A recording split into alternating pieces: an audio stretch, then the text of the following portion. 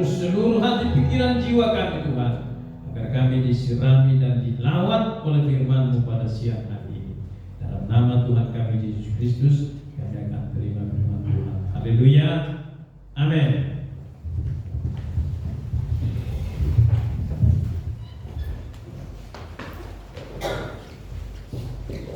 Selamat pagi saudara, selamat menjelang siang. Tidak terasa kita sudah ada di bulan Juni, di bulan Mei, dan sudah hampir setengah tahun kita jalani di tahun 2022 ini. Dan pada hari ini saudara-saudara seiman kita sedang mempersiapkan besok pagi mereka akan merayakan kemenangan yang luar biasa, 1 bulan penuh mereka berpuasa. Namun kita lebih dari pemenang karena Yesus telah bangkit dan Dia mengalahkan maut. Pada hari ini kita akan mendengarkan firman Tuhan dengan judul Semangat yang berkobar-kobar. Semangat berkobar-kobar itu mendidik.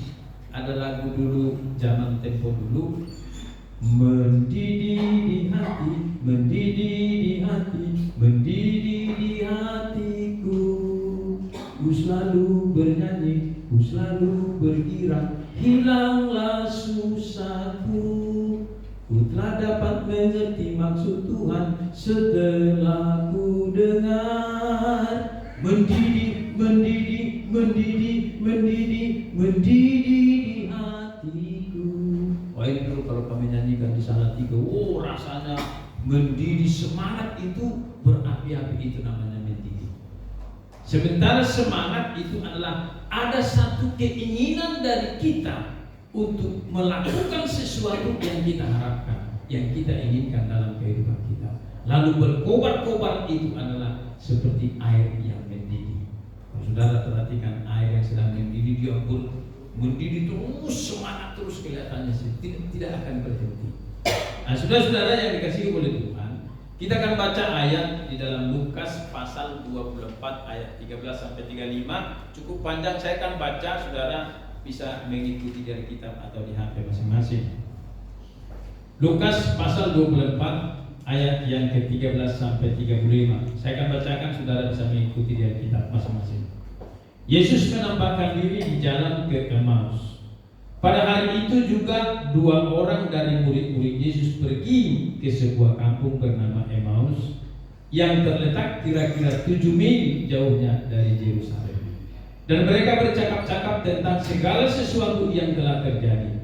Ketika mereka sedang bercakap-cakap dan bertukar pikiran, datanglah Yesus sendiri mendekati mereka, lalu berjalan bersama-sama dengan mereka. Tetapi ada sesuatu yang menghalangi mata mereka, sehingga mereka tidak dapat mengenal Dia atau mengenal Yesus. Yesus berkata kepada mereka, apakah yang kamu percakapkan sementara kamu berjalan? Maka berhentilah mereka dengan muka muram. Seorang dari mereka namanya Kleopas menjawabnya, adakah kau satu-satunya orang asing di Yerusalem yang tidak tahu apa yang terjadi di situ pada hari-hari belakangan ini? Katanya kepada mereka, kata Yesus kepada mereka, apakah itu? Jawab mereka, apa yang terjadi dengan Yesus orang Nazaret? Dia adalah seorang nabi yang berkuasa dalam pekerjaannya dan perkataan di hadapan Allah dan di seluruh bangsa kami. Tetapi imam-imam kepala dan pemimpin-pemimpin kami telah menyerahkan Dia untuk dihukum mati, dan mereka telah menyalibkannya.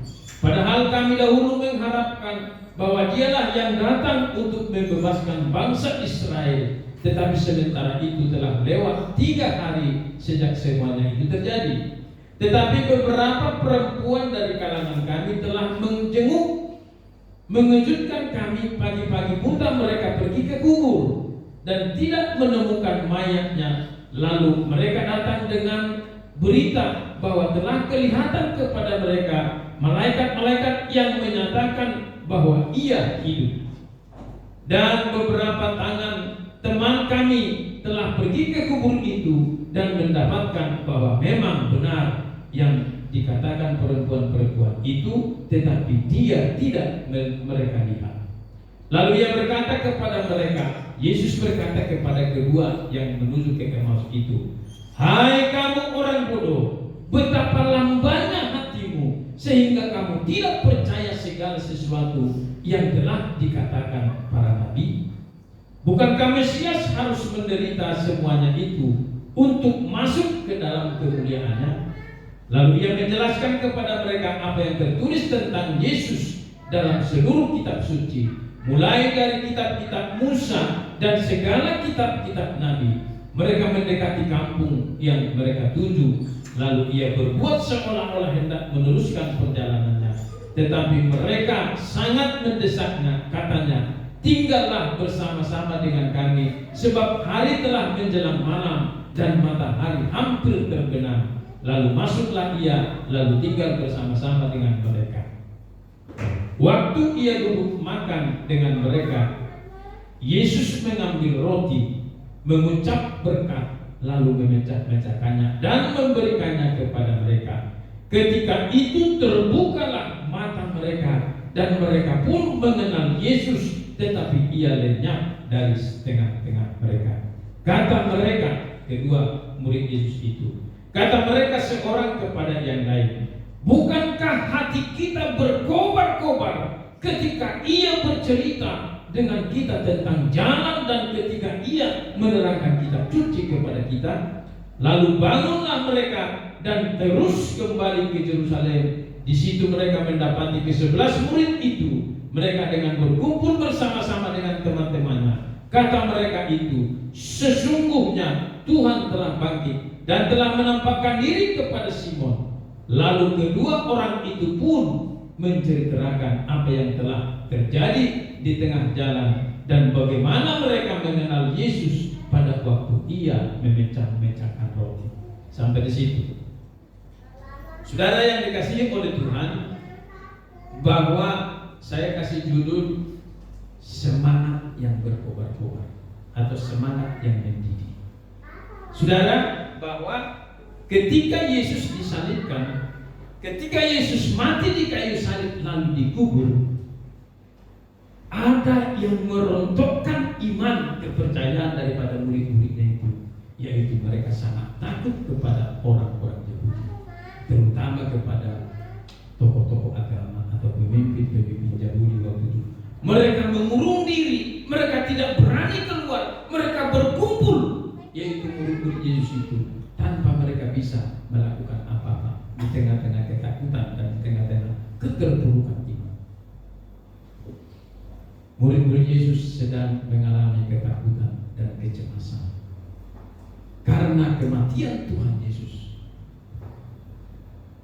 Mereka kehilangan pengharapan. Murid-murid Yesus kehilangan arah tujuan mereka. Seolah-olah yang tadinya kedua Emmaus itu berkata, tadinya harapan kami Yesus itulah yang membebaskan bangsa kami dari kungkungan, dari kesuka-sukaan pemimpin kepada rakyat. Itu yang dialami oleh bangsa Israel waktu itu. Siapa pemimpin, itulah sebagai raja, dan mereka itulah yang melakukan apa yang mereka akan lakukan. Makanya Yesus pun disalibkan. Tanpa salah mereka disalibkan. Yesus pun disalibkan. Murid-muridnya itu sangat ketakutan sekali menghadapi keberingasan politik waktu itu, dan mereka akan bisa juga dibunuh. Saudara-saudara yang dikasihi oleh Tuhan, tetapi gempar, mereka mendapatkan berita yang menggemparkan, di mana karena dapat berita Tuhan Yesus telah bangkit. Murid Yesus dari Emmaus meneguhkan kebangkitan Yesus itu. Ketika Maria Magdalena pagi-pagi mereka ke kubur, Maria Magdalena pertama kali melihat Yesus telah bangkit. Maria berkata, "Ya Rabi, ya Guru, pergilah kepada saudara-saudaraku, beritahukanlah bahwa aku telah bangkit." Maria mau memeluk, menyembah di kakinya, tapi Yesus berkata, "Jangan sentuh aku, karena aku belum kembali kepada Bapa." Saudara-saudara yang dikasihi oleh Tuhan, saya berharap kita mendengarkan firman Tuhan pada hari ini, semangat kita pun mendidih untuk melayani Tuhan. Amin. Jiwa kita mendidih berkobar-kobar untuk terus kita tinggal di dalam kebenaran Tuhan sampai akhir kehidupan kita. Itu yang terutama di dalam kehidupan kita.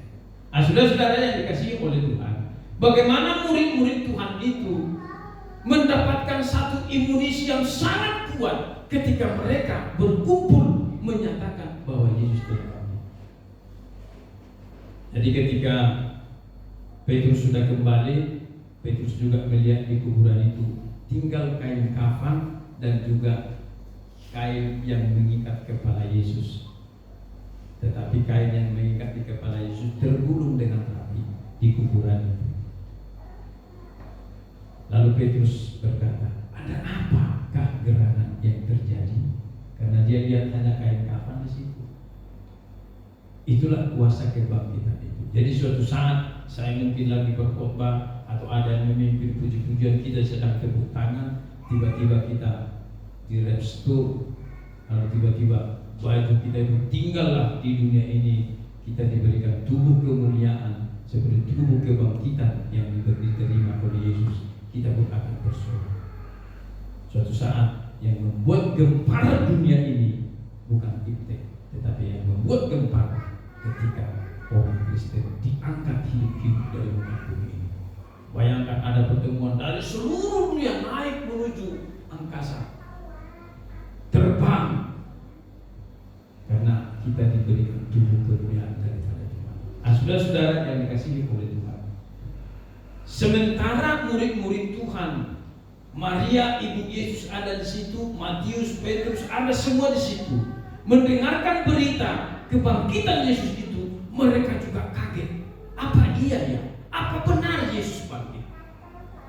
Sementara mereka lagi bercakap-cakap seperti itu, datanglah murid Tuhan yang kedua dari Emmaus itu, yaitu bernama satu Kleopas dan temannya. Mereka pun meneguhkan berita yang diceritakan oleh Maria itu. Betul Petrus, betul Matius, betul Thomas, betul hai Lukas, bahwa kemarin tadi sore kami bersama-sama ke Emmaus. Di tengah jalan tiba-tiba Yesus menghampiri kami. Kami bercakap-cakap sampai 7 mil, itu hampir 6 kilo. Kami bercakap-cakap di situ. Ketika kami undang dia makan di rumah kami, lalu dia memecah-mecahkan roti, disitulah kami tahu bahwa Yesuslah itu orangnya. Tapi ketika kami pahami dan ketika kami mengerti bahwa Yesus itu ada bersama kami, dia menghilang dari antara kami. Ini menggambarkan kadang-kadang saudara-saudara yang dikasihi oleh Tuhan, kita sudah ada bersama Tuhan, tapi kadang-kadang ada selubung yang menutupi hati kita karena hati kita itu masih lamban untuk Tuhan. Biarlah pada pagi hari ini setelah kita mendengarkan firman Tuhan, kita tidak ada lagi lamban untuk memberitakan firman. Kalau kita tarik kepada sejarah saudara-saudara, bahwa kekristenan setelah Yesus disalibkan, setelah Yesus bangkit dari antara orang mati, terbentuklah gereja mula-mula. Setelah itu 300 tahun terjadi penganiayaan besar-besaran kepada pengikut Yesus. Ada mereka yang dibakar hidup-hidup, ada mereka yang dibunuh, ada yang ditanam hidup-hidup karena mengikut Yesus. Tetapi saudara perhatikan, bahkan ketika Jenderal Nero men-screening semua rumah-rumah pengikut Tuhan atau semua rumah, dia selidiki kalau ada Alkitab dikumpul dan lalu dibakar, ditenggelamkan ke lautan. Tapi pertanyaannya, sudah dilakukan seperti itu, ada yang dibakar, ada yang dikubur hidup-hidup, ada yang dibunuh. Apakah kekristenan berhenti? Karena semangat mereka terus membara, semangat mereka terus berkobar-kobar untuk memberitakan Injil keselamatan itu ke seluruh dunia. Itu pun menjadi bahagian kita. Bahkan di yang kita alami pun, dulu di Situbondo ada satu keluarga pendeta dibakar, ada dibunuh. Tapi tidak akan mengurungkan niat kita untuk terus hidup di jalan kebenaran Tuhan. Karena apa? Karena ketika kita mengetahui bahwa Yesus itu sudah bangkit, jiwa kita menjadi berkobar-kobar. hati kita menjadi mendidih untuk terus hidup di dalam kebenaran Tuhan. Dan terbukti sudah tadi lagu, itulah bukti pernyataan Tuhan ada di dalam kehidupan kita. Di setiap langkah hidup kita, Yesus itu sangat konsen dengan janjinya. Setiap saat aku akan menyertai. Untuk itu saudara-saudara, jangan takut menghadapi persoalan. Saya percaya saudara-saudara yang dikasih oleh Tuhan, biarlah lewat kehidupan kita, kita pun memahami kebenaran firman Tuhan, bahwa suatu saat nanti kita pun akan diberikan kemenangan yang luar biasa. Dan kita melihat saudaraku bahwa ke-12 murid Tuhan setelah Yudas bunuh diri, ke-11 murid Tuhan, Rasul Tuhan itu, saudara-saudara yang dikasih oleh Tuhan, tidak ada yang mati tanpa disiksa. Hanya satu yang mati sampai meninggal sampai hari 2, yaitu Rasul Yohanes. Selebihnya ada yang diseret-seret pakai kuda, ada yang ditendangi, ada yang disalibkan seperti Petrus. Dia minta disalibkan, kepalanya ke bawah, kakinya di atas dipaku, sama persis seperti Yesus. Dan mulai dari situlah aniaya terhadap Yesus, pengikut Yesus itu bertubi-tubi 300 tahun dianiaya terus. Bahkan sampai ada kisah yang menyatakan ketika pengikut Yesus itu dibakar, mereka saling bergandeng tangan, saling menguatkan, saling mendoakan, tetap mereka memuji Tuhan.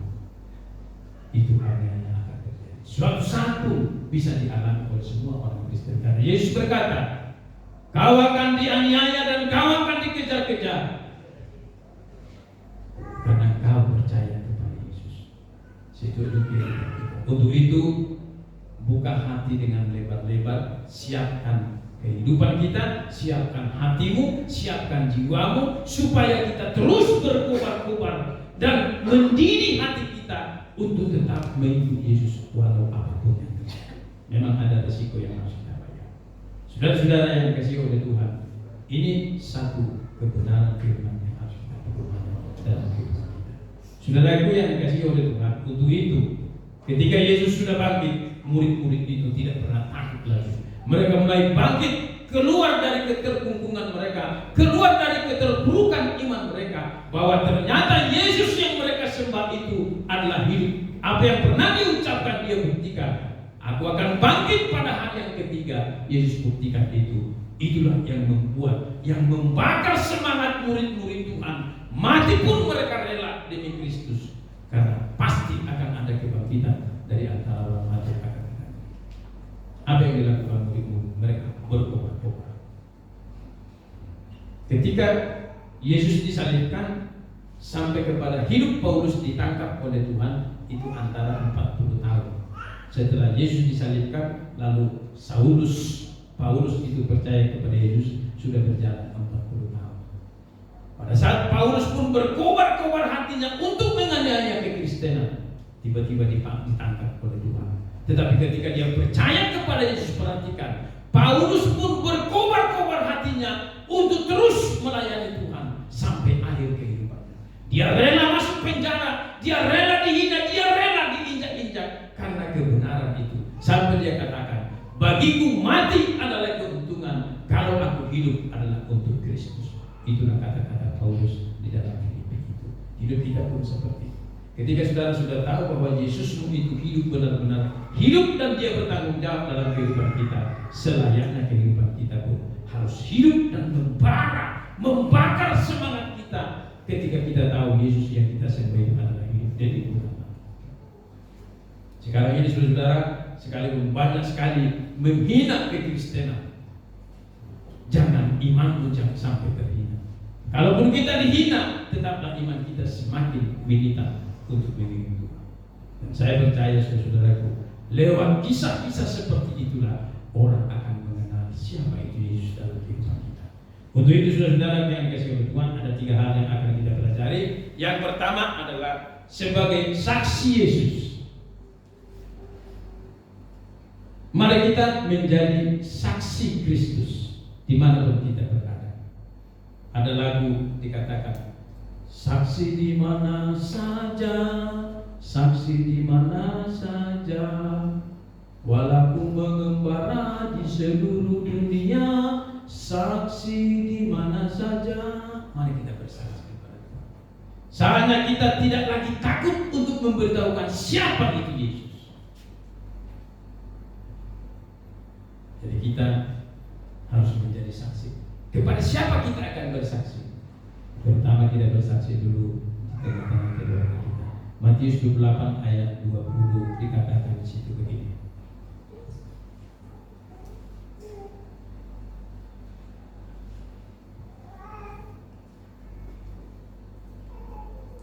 Matius 28 ayat yang ke-20. Saya akan bacakan bagi saudara.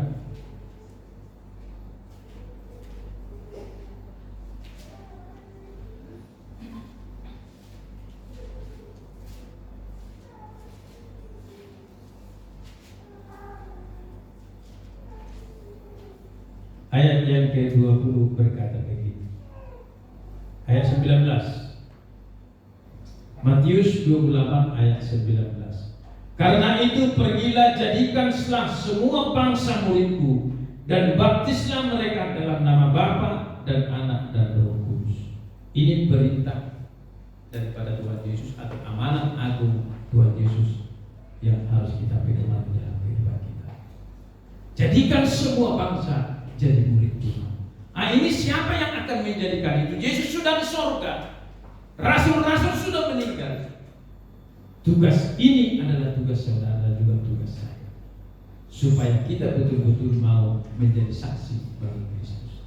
Tentu saksi di tengah-tengah keluarga dulu, sebagai suami kepada istri, istri kepada suami, anak kepada orang tua kepada anak, dan di tengah-tengah keluarga kita. Mari kita saling menyaksikan siapa adakah Yesus di tengah-tengah kita. Ini yang harus kita berumani dalam kehidupan kita. Di dalam Kisah 1 ayat 8 dikatakan begini. Tetapi kamu akan menerima kuasa kalau Roh Kudus turun ke atas kamu, dan kamu akan menjadi saksiku di Yerusalem, di seluruh Yudea dan Samaria, dan sampai ke ujung bumi.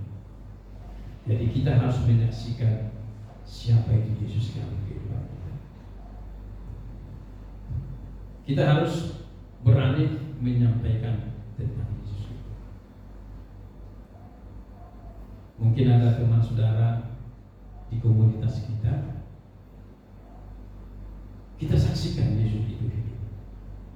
Ada kadang-kadang saudaraku jemaat itu tersesat tapi di kandang sendiri. Dia sudah terima Yesus tapi dia tersesat dan mengerti apa itu Yesus yang sesungguhnya. Yesus bangkit, ya bangkitlah. Dia tidak ada, hatinya itu tidak mendidik untuk datang kepada Tuhan.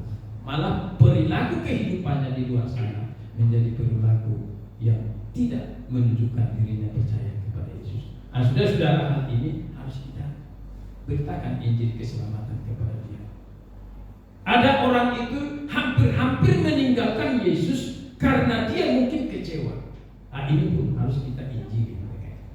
Jadi tugas kita tidak harus itu di Judea, mungkin tetangga kita, mungkin komunitas kita, mungkin saudara kita.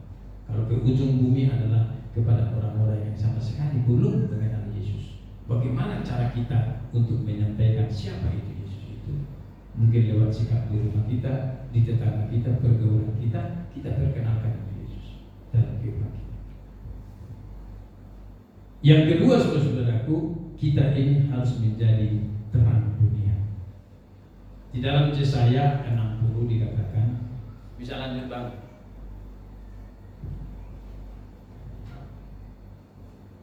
Menjadi terang dunia. Dalam Yesaya 60 ayat 1 dan 2, boleh kita baca bersama-sama, bisa dibaca?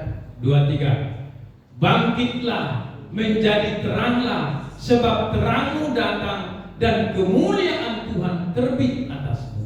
Sebab sesungguhnya kegelapan menutupi bumi dan kegelapan menutupi bangsa-bangsa, tetapi terang Tuhan terbit atasmu dan kemuliaannya menjadi nyata atasmu. Saudara-saudara yang dikasihi oleh Tuhan, terang Tuhan itu Itulah yang dikatakan tadi, semangat yang berapi-api itu merupakan menunjukkan terang Tuhan ada dalam kehidupan kita.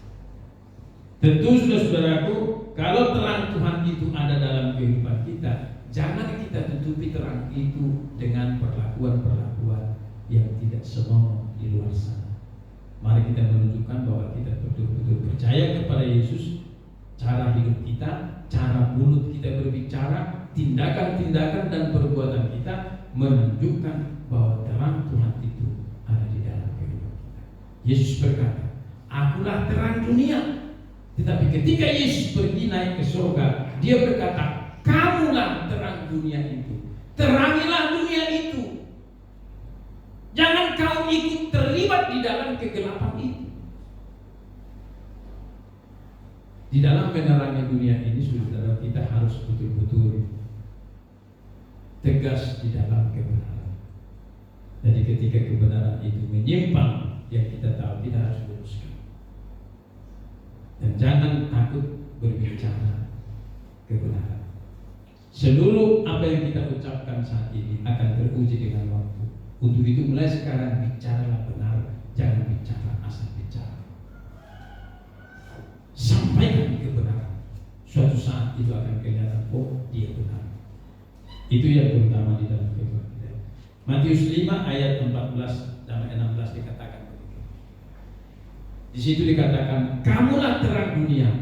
Berarti menerangi sekeliling kita. Kalau ada terang atau pelita, tidak mungkin kita tutup dengan gantang, pasti dia akan mati. Tetapi pelita itu akan kita dikasih di kaki dia untuk menerangi sekeliling kita itu. Itulah yang dikatakan terang dunia itu. Jadi di tetanggamu, suami harus menerangi istri, istri harus menerangi suami. Tentu pasti kita juga namanya di rumah tangga pasti ada kekurangan. Tapi jangan ngejudge terus kekurangan seseorang. Di dalam antar kita bergereja juga, mari kita saling menerangi satu dengan yang lain. Amin. Kita terangi. Artinya kita kalau ada orang lain kelihatannya agak redup semangatnya, mari kita berikan penerangan kepada dia supaya dia pun akan menjadi terang semangat dalam kehidupan untuk melayani Tuhan. Nah, saudara-saudara yang dikasihi oleh Tuhan, mari di dalam perjalanan kehidupan kita itu kita harus menerangi satu dengan yang lain. Terang dunia itu memang, kalau kita menjadi terang dunia tidak gampang, saudara. Kita dituntut menjadi pribadi-pribadi yang sesuai dengan kehidupan pribadi Yesus. Itulah sebagai terang dunia. Dari hal kita berpikir, dari hal kita berbicara, terutama kadang-kadang mulut kita ini sulit sekali kita untuk kendalikan. Untuk itu kuasailah lidah, kuasailah pikiranmu, kuasailah hatimu ketika kita menyatakan bahwa kita adalah terang dunia. Jadi dalam kehidupan mulai katakan sekarang ini, aku adalah terang dunia, menerangi di sekitar kita, kehidupan kita. Nah, saudara-saudara, sebagai terang dunia ini, mari kita mulai mengaplikasikan dalam kehidupan kita, yaitu nilai-nilai kebenaran yang ada di dalam Yesus. Itu sebabnya ketika Petrus berkhotbah, lalu ada si yang buta yang minta-minta di bait Allah, Petrus berkata begini, "Emas dan perak tidak ada padaku, tapi ada apa yang ada padaku, kuberikan kepadamu. Dalam nama Yesus bangkit dan berdiri." Jadi saya tidak heran saudara kalau kita satu dengan yang lainnya akan dipakai oleh Tuhan ketika kita mau bertindak. Bertindaklah di dalam kebenaran. Jadi kalau terang itu ada di dalam kehidupan kita dan kita serahkan kepada orang, kita doakan orang, kita motivasi orang, terang itu akan bercahaya di tengah kegelapan dan dia akan menerangi hati-hati yang gelap. Jadi kalau ada saudara lihat orang lain lagi berduka, maka kita mulai menerangi hatinya. Kita sampaikan kebenaran di dalam kehidupannya. Jangan malah kita ikut mendukakan dia lagi. Sudah kita tahu dia ada masalah, lalu kita kompor-kompori. Itu tidak baik dalam kehidupan. Jadi mari kita yang pertama tadi menjadi saksi Kristus, yang kedua menjadi terang dunia. Mari kita mulai menerangi setiap kehidupan kita ini. Tapi jangan sampai saudara-saudara terang dunia atau Kristus ada dalam kehidupan kita. Ada ayat mengatakan pergaulan yang jahat akan merusak perbuatan kita yang baik. Jadi bergaul itu juga kita harus pilih-pilih. Tetapi di tengah-tengah kegelapan ada persoalan, kita harus berani menyatakan kebenaran. Suatu saat saya sering masuk di dalam satu lapo tua. Saya tampil ya pakai kaos-kaos ya sama dengan rekan-rekan yang ada di sana. Satu-satunya yang tahu saya pendeta adalah yang punya lapo itu. Dia tahu saya pendeta. Tapi yang lain yang masuk di lapo itu minum tua, minum bir, mereka nggak tahu saya pendeta. Saudara-saudara, suatu saat semua orang-orang itu cerita pengalaman hidup di lapangan sana yang kadang-kadang sangat miris hati saya.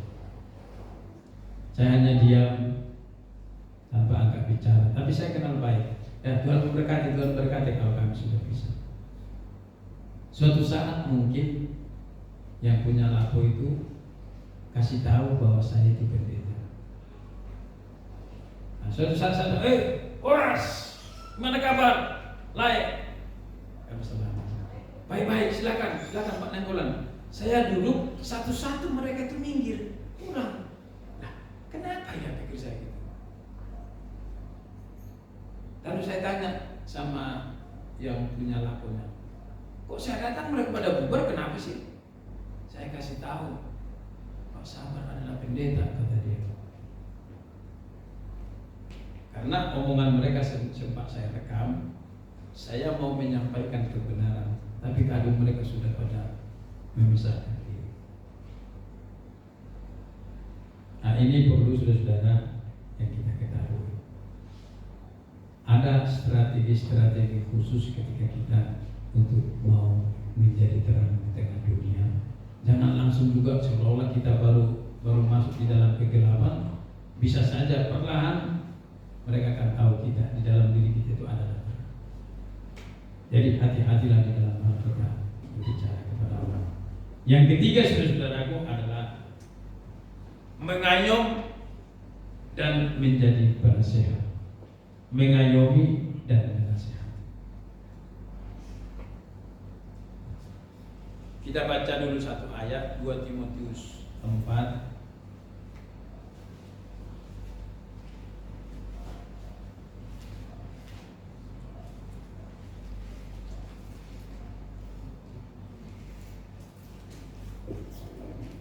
Timotius 4 ayat yang ke-2. Ya, saya akan bacakan, saudara bisa mengikuti dari kita masing-masing. Saya ada tulisan putih di situ. Beritakanlah firman, siap sedialah, baik atau tidak baik waktunya. Nyatakanlah apa yang salah, tegurlah dan nasihatilah dengan segala kesabaran dan pengajaran. Di dalam Yesaya dikatakan begini, bahwa Yesus itu adalah penasehat ajaib.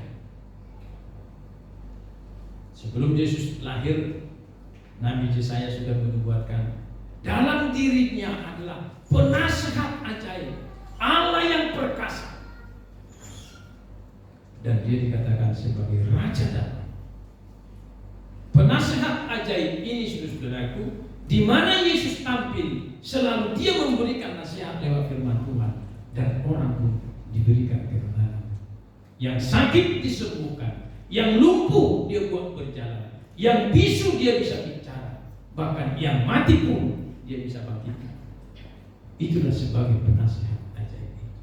Marilah kita sebagai penasihat di antara satu dengan yang lain, saling menasihati, saling mengingatkan, saling memotivasi, dan saling menguatkan. Itulah kasih Kristus dan terang dunia ini. Jadi kita tidak lagi saling memojokkan, saling melemahkan, tapi kita mari saling menguatkan di dalam kehidupan ini. Di dalam rumah tangga pun perlu seperti itu. saling menguatkan. Anak juga bisa menguatkan orang tua. Orang tua bisa menguatkan, memberikan motivasi kepada anak. Di antara kita pun sebagai jemaat yang kecil, mari kita saling memotivasi satu dengan yang lain. Tidak melihat kelemahan orang lalu kita ngecas kelemahannya itu. Jangan ada lagi seperti itu. Kalau kita lihat kekurangan orang lain, sudah diam saja. Bila perlu kita berdoa, Tuhan, kalau dia kekurangan atau dia lemah, mungkin karena ada persoalan, Tuhan tolong dia, Tuhan pulihkan dia. Itu yang harus kita doakan, karena kita nasihat. Suatu saat saudaraku, kalau mungkin kita melihat orang lain sedang lemah, datangilah dia, berikan motivasi kepada dia, berikan penguatan iman kepada dia, antara kita satu dengan yang lain. Sebagai pelayan-pelayan Tuhan, mari kita saling menguatkan. Bisa saja orang lain mungkin lagi ada berduka, mari kita datang sebagai penghibur di dalam kedukaan dia itu. Itulah yang bisa kita sampaikan kepada mereka. Mari kita menghibur orang lain, memotivasi orang lain.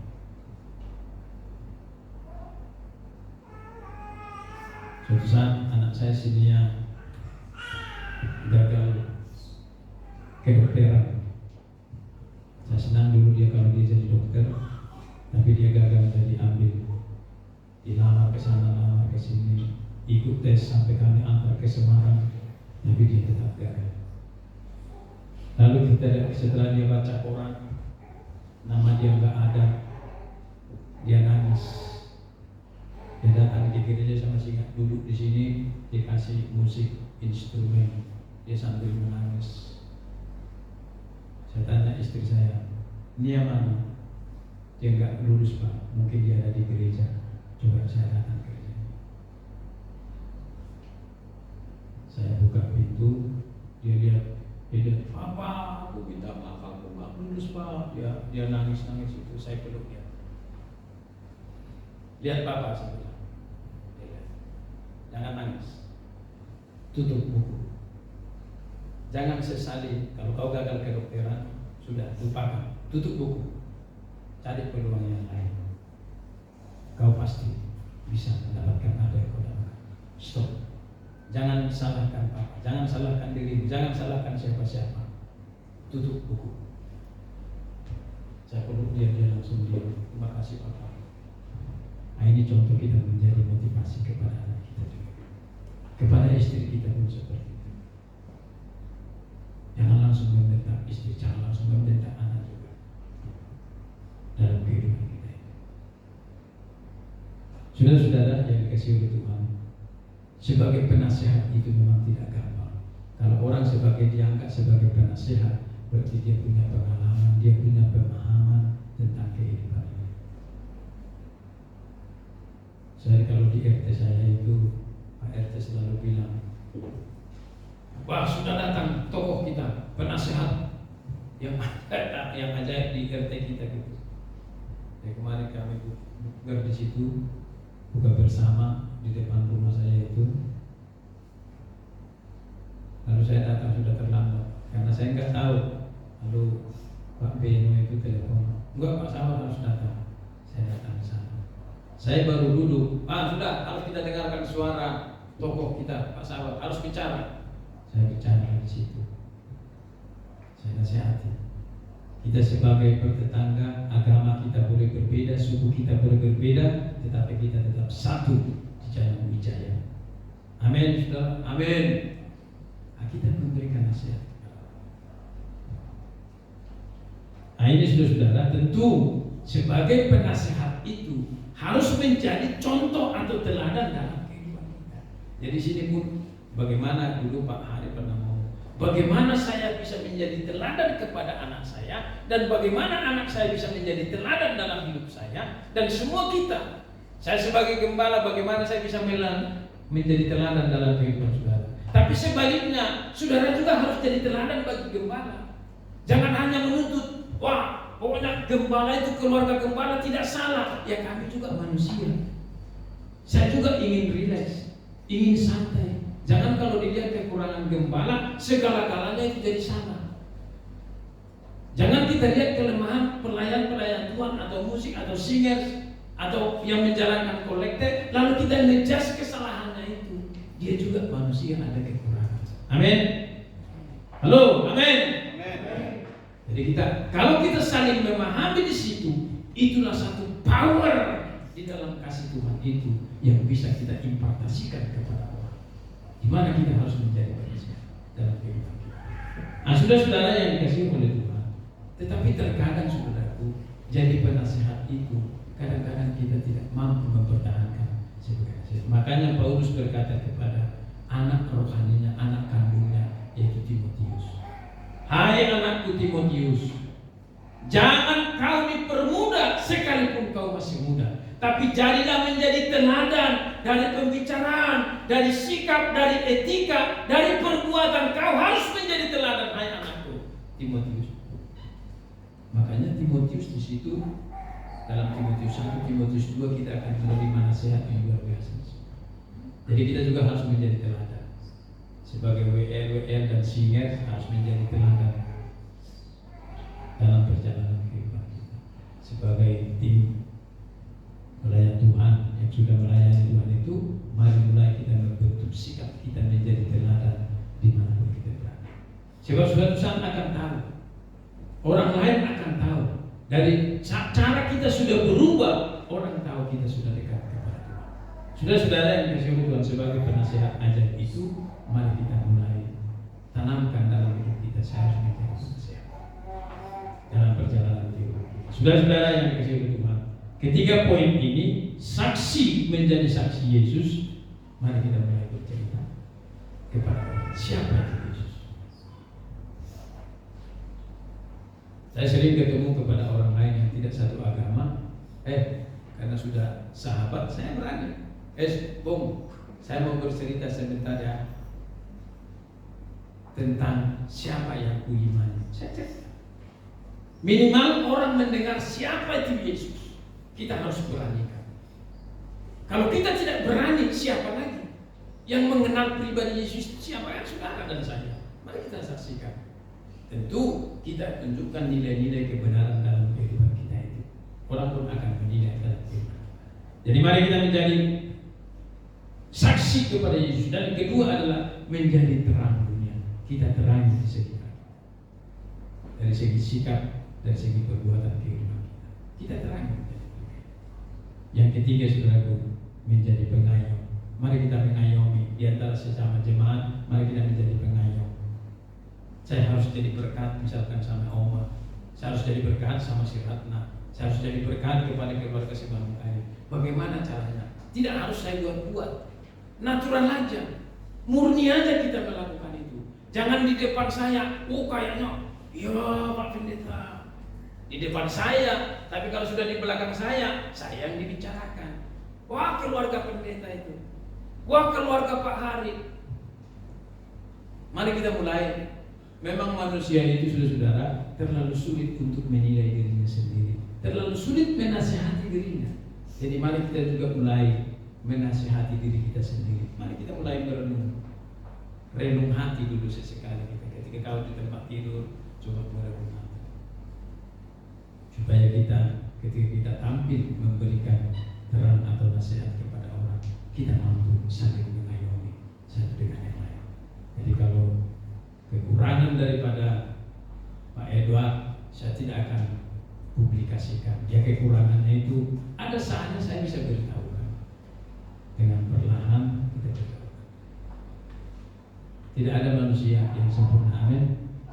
Tapi ketika kuasa Allah itu masuk di dalam kehidupan kita, ketika kita mendengarkan firman Allah itu, lalu hati kita, jiwa kita berkobar-kobar untuk berubah dan berkobar-kobar terus untuk bertahan di dalam kebenaran firman Tuhan itu. Itulah kebenaran yang akan mengubah seluruh sikap dan cara kita berpikir dalam kehidupan itu. Itu sebabnya jangan datang ke gereja hanya sekedar mendengar firman Tuhan, hanya sekedar memuji dan melayani Tuhan. Tetapi datanglah ke gereja ada kerinduan ingin bertemu dengan Yesus. Kerinduan kita hanya ingin bertemu dengan Yesus. Siapapun yang berkhotbah, dengarkan firman Tuhan. Satu kata firman Tuhan itu bisa merubah seluruh kehidupan kita. Tapi 1000 kalimat pun yang kita dengar, kalau hanya kita asal datang ke gereja, tidak akan pernah ada perubahan. Jadi mari kita rindulah kita untuk bertemu Sang Guru, yaitu Yesus Kristus Tuhan kita itu. Jangan rindu ke gereja hanya untuk melihat seseorang yang betul-betul kita rindu hanya untuk bertemu dengan Yesus. Amin. Tidak akan cukup dengan pribadi itu, karena hanya Dia yang memberikan kekuatan dalam kehidupan kita. Kita baca sekali lagi di ayat yang